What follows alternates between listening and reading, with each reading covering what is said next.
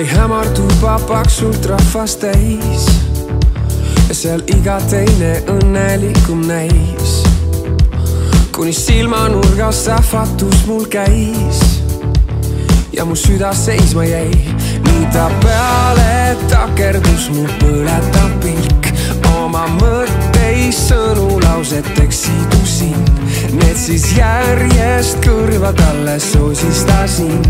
Kui ta pööras külmalt, ta pööras ja ütles ei. Ma sinusugust seiklust ei vaja. Ta ütles ei.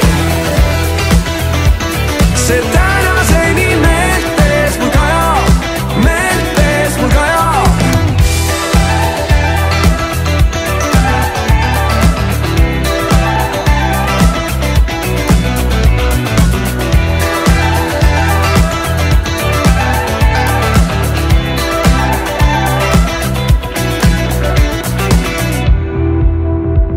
Meie kohtumisest möödusid paar kuud, olin endamisi pikalt juurelnud, kuni lõpuks jälle ristusid me teed.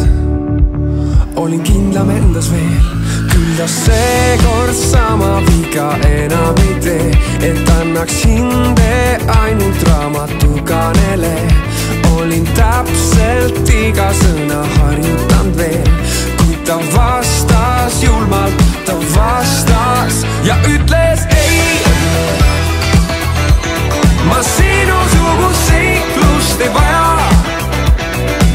Ta ütles ei. See